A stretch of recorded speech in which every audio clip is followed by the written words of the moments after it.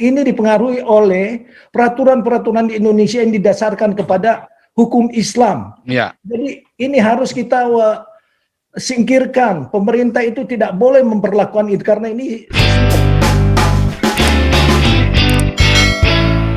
Lanjut. Ya, terima kasih. Jadi kita sepakat bahwa ya fokus kita kepada tema yang ada. Jadi kita lebih banyak mungkin untuk menyuarakan apa yang menjadi bagian daripada kita. Mudah-mudahan pemerintah mendengarkan. Karena tuntutan kita selalu kepada keadilan dan perbaikan Indonesia yang selama ini memang amburadul, hukum-hukumnya yang dipelintirkan sesuai dengan keinginan orang-orang yang berkuasa atau para penguasa. Jadi jelas di sini, Pak, bahwa definisi daripada rasis itu adalah memaksakan keinginan orang-orang tertentu dan menganggap superior sehingga yang lain-lain itu dianggap tidak perlu. Sehingga label-label ini telah tercermin sebenarnya di dalam mayoritas minoritas. Itu rasis itu. Nggak bisa kita sangkal bahwa tujuan ini adalah diskriminatif atau diskriminasi kepada yang lain. Jadi nggak bisa ini kita terus terima karena mayoritas itu adalah keinginan mereka yang mengumpulkan suatu kekuatan dan yang dianggap lemah ditekan. Jadi benar, ya pernah juga saya suarakan untuk menjadi ambasador saja di level-level diplomatika ya negara Amerika, Inggris, dan Australia karena ada diskriminasi bahwa mayoritas itu yang dijadikan prioritas sehingga mana ada dari kelompok-kelompok jangankan mau jadi presiden, ambasador saja dibatasi dan ini kan diskriminatif. Jadi ini adalah sifat-sifat rasis, nggak perlu mereka diikut sertakan. Jadi bukan hanya dengan melabel orang-orang Tionghoa, Cina, ataupun suku-suku yang kecil. Dan mereka nggak perlu diikut sertakan karena mereka tidak ada hak untuk sesuatu yang bisa menjadi bagian daripada negara untuk maju. Dan memang nyata sekali di Indonesia sangat rasis, Pak. Kita ambil juga salah satu contoh di dalam imigrasi atau hukum imigrasi. Kan ada perbedaan, Pak. Seorang pria dikala dia mengawini orang asing, dia lebih gampang untuk mengklaim surat-surat misalnya green card atau legalitas daripada seorang wanita yang nikah dengan orang asing. Jadi di sini adalah racism atau diskriminatif. Jadi hukum di Indonesia ini aneh.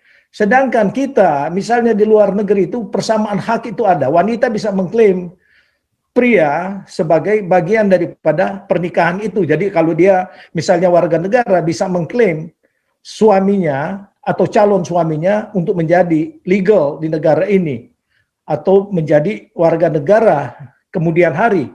Tapi di Indonesia tidak, Pak. Ini saya pernah tanyakan juga kepada Gus Dur dulu. Kenapa demikian? Hukum di Indonesia itu aneh sekali. Wanita itu sulit untuk mengklaim kalau dia nikah dengan suami. Sehingga banyak sekali persoalan-persoalan yang muncul. Dan dia kemukakan, ini dipengaruhi oleh peraturan-peraturan di Indonesia yang didasarkan kepada hukum Islam. Ya. Jadi ini harus kita singkirkan. Pemerintah itu tidak boleh memperlakukan itu karena ini sistem diskriminatif. Nggak boleh ada suatu negara yang menuju kepada suatu transparansi dengan sistem seperti ini. Dan menganggap wanita itu gampang untuk di frame. Kita ambil contoh saja yang baru-baru ini. Misalnya si Muhammad Fadel yang karena dia tidak digolkan keinginannya untuk memperkaya diri, MPR segala macam yang tidak ada kerjaan, dia marah karena tidak ditambah budgetnya. Sedangkan budget ini tentunya banyak yang menentukan itu dari Menteri Keuangan yaitu Sri Mulyani. Karena wanita mungkin dia gampang untuk minta lagi Pak Jokowi untuk turunkan dia sebagai ya menteri. Apa haknya? Tapi saya memikir karena ya dia merasa sebagai ya pria yang bekas juga koruptor dari mulai dari Golkar karena dia dulu adalah bendahara Golkar yang kaya raya. Sekarang dia mau supaya Jokowi mencopot Sri Mulyani. Ini apa-apaan? Karena mereka tidak ingin diganggu, lalu orang lain dan kebetulan wanita menteri keuangannya tentunya gampang untuk disingkirkan. Jadi cara-cara seperti ini harus dihilangkan di Indonesia. Dan kedua, apa urusannya dari MPR tidak mendapatkan dana? Mereka juga tidak ada kerjaan kok. Kalau perlu ya MPR tidak perlu ada. Tanpa MPR dan DPR Indonesia akan tetap maju kalau kita memperjuangkan kebenaran dan hak-hak yang tidak rasis dan semua pemerataan. Dan hal yang lain, karena tadi ada disinggung-singgung mengenai Anies Baswedan, Pak. Apa haknya juga untuk memberikan uang-uang ekstra bayaran atau kelebihan bayarnya kepada MUI 10 miliar.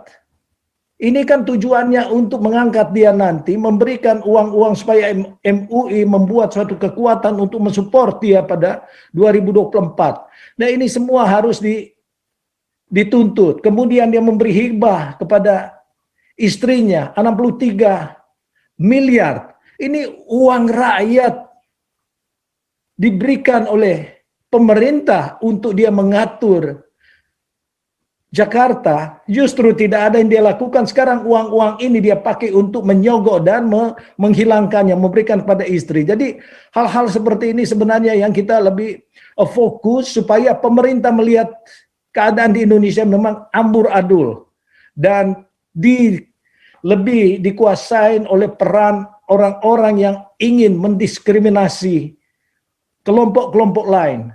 Jadi Tionghoa tidak bisa menjadi seorang yang dianggap hebat di Indonesia untuk memimpin Indonesia. Kalau dia Kristen, Tionghoa, suku yang kecil, Manado dan lain-lain, itu dianggap tidak ada hak untuk di Indonesia. Ini semua adalah rasis. Jadi rasis itu dalam bentuk yang luas, bukan hanya perorangan, tetapi juga dalam bentuk pemerintahan dan bahkan juga bagian daripada provinsinya dianggap nggak perlu ikut serta. Jadi setuju Pak Santi Amr tadi menyatakan bahwa dulu ada zaman Soeharto sebenarnya Maraden Panggabean ditargetkan untuk bisa menjadi Menteri Luar Negeri. Itu tidak bisa karena agamanya dan suku Batak. Kemudian untuk menjadi duta besar di Washington, itu pun tidak bisa. Padahal perannya luar biasa, boleh dibilang. Jadi cuma karena agama dan suku. Jadi ini harus didengarkan Pak Jokowi. Robalah Indonesia. Kalau ingin maju, hilangkan semua slogan-slogan agama. Dan kalau tidak pakai kerudung, tidak pakai kopiah, kita bukan orang Indonesia. Ini bukan tradisi Indonesia yang pakai kerudung dan kopiah. Kopiah itu ya silakan saja, masing-masing daerah punya topi kesayangannya yang mungkin lebih gagah, ganteng untuk dilihat. Jadi jangan dipaksakan. Kalau saya pakai kopiah nggak cocok, Pak. Seperti orang apa namanya tuh, kadrun. Jadi saya lebih senang pakai topi ya relax. Jadi semuanya ini harus dipangkas karena kalau kita memaksakan sesuatu bagi orang lain untuk kepentingan politik atau identitas untuk mencari panggung, inilah rusaknya negara kita. Jadi kesempatan ada topik-topik yang bagus seperti ini kita angkat kembali dan kita kaitkan dengan keadaan di Indonesia yang benar-benar rasis. Wanita itu tidak dianggap lebih daripada binatang kadang-kadang, dan kemudian juga ya para politisi yang membuat semuanya ini untuk tujuan mereka merampok negara. Yusuf Kala, Amin Rais, mereka itu rasis semua tuh. Karena dengan agama yang dipakai ini adalah rasis. Kita tidak peduli kalau pendeta itu yang melakukan keinginan untuk menekan orang lain, ya kita juga lawan. Nggak boleh seperti itu.